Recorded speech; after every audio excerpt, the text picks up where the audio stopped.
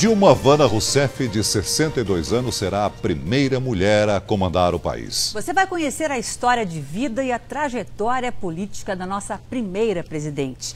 Filha de pai búlgaro, nascida em Minas Gerais, ela despontou para a política no Rio Grande do Sul e construiu um caminho único na capital federal. Nessa edição especial do Jornal da Record, uma cobertura completa desta eleição histórica. E começamos com a primeira entrevista exclusiva da presidente Dilma após sua vitória nas urnas. Vamos até Brasília com Adriana Araújo e Ana Paula Padrão. Boa noite, Ana Paula. Boa noite, Celso. Boa noite a todos vocês em São Paulo. Boa noite, Brasil. Eu estou em Brasília hoje por um motivo muito especial. A primeira entrevista da primeira presidente eleita no Brasil. E para essa entrevista fomos escaladas duas mulheres. Aqui ao meu lado está a minha colega Adriana Araújo. Presidente Dilma Vana Rousseff, muito boa noite, meus parabéns. E em nome da TV Record, muito obrigada por essa entrevista hoje. Olha, boa noite, TV Record, boa noite, Ana Paula, boa noite, Adriana. É um prazer ter duas mulheres me entrevistando hoje. Boa noite, presidente. Presidente, essa noite, eu não sei, por muito menos eu não dormiria. Como é que a senhora conseguiu dormir essa noite? Em que momento a senhora pensou, meu Deus, eu sou o presidente do Brasil? Olha, de fato, a gente leva assim uma espécie de eu não diria que a palavra é choque, mas você fica assim meio surpresa. E aí, em um determinado momento, né, lá pela madrugada, perto do amanhecer, eu acordei e falei, eu sou presidente do Brasil. Caiu a ficha. Aí não dormiu mais, né?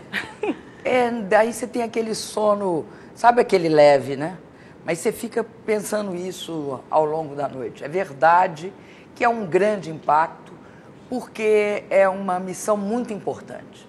E quando é uma missão muito importante, né, e algo que, sem sombra de dúvida, para uma pessoa, para uma mulher no Brasil, é uma missão desafiadora, mas, ao mesmo tempo, é a sua oportunidade de cuidar do povo brasileiro.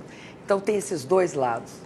Presidente, ontem eu acompanhei o primeiro discurso da senhora depois de eleita e houve um momento em que a senhora se emocionou muito, a voz ficou embargada, todos acharam que a senhora choraria, quando falou do presidente Lula, quando agradeceu ao presidente. Se despedir do presidente Lula vai ser o momento mais difícil da transição? E como vai ser exatamente essa participação do Lula no seu governo, já que a senhora disse que vai estar sempre batendo as portas dele? Olha, Adriana, eu acho que você conseguiu captar bem essa situação.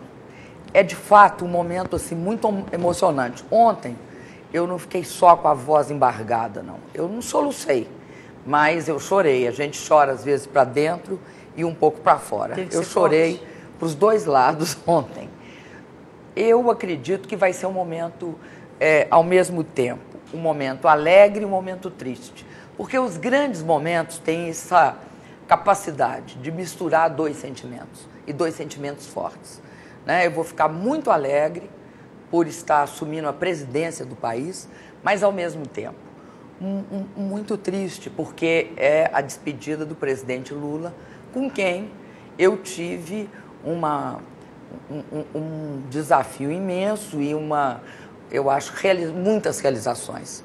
Então, ao longo dos últimos 8 anos, lado a lado do presidente, né, várias conquistas e várias realizações nós conseguimos juntos. Para mim, vai ser um momento de muita emoção. Presidente, vamos falar agora para o mercado financeiro e para o setor produtivo. Dois postos chamam muita atenção e são a grande expectativa desses setores neste momento.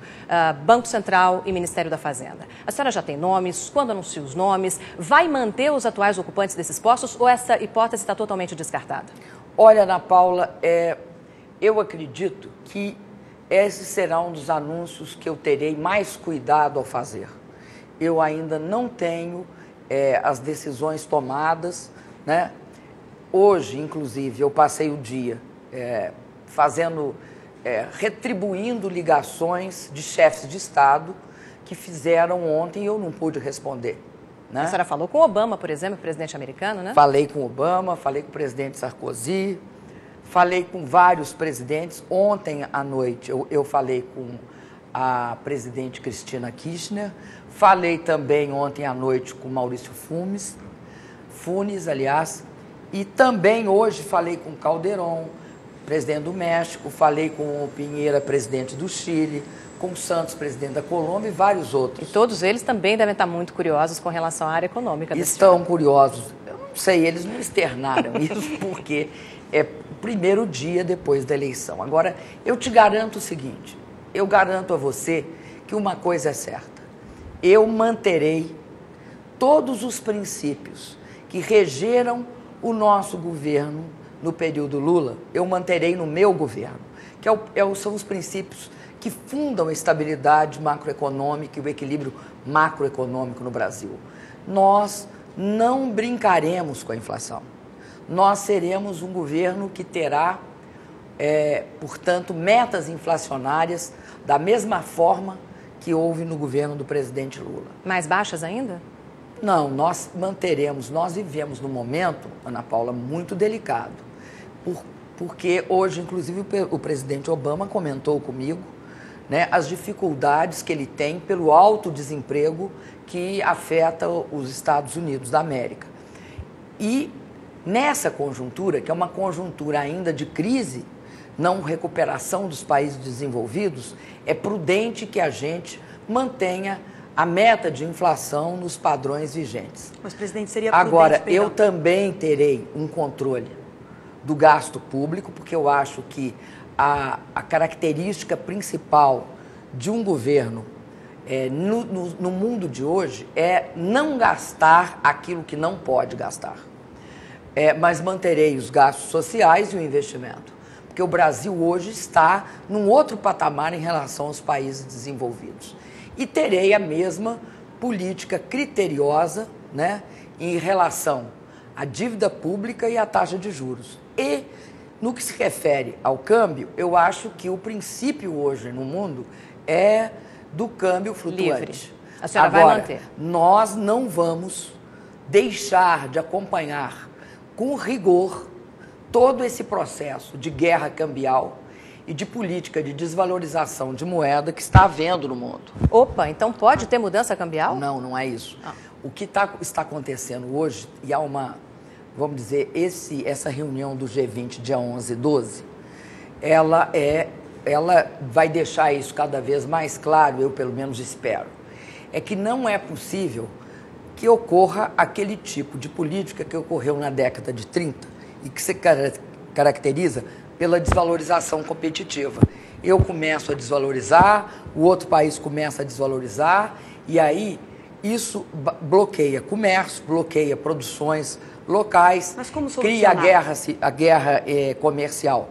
Eu acho que um dos fatores que soluciona isso é a gente ter, de fato, na relação multilateral, a capacidade de instituições fortes para coibir e tem de forçar certos países a manter as moedas não desvalorizadas abaixo do real, mas não é do real moeda, da realidade, mas manter uma política, né, eu diria assim, não fazer aquela política pragmática que é só favorável ao seu próprio país.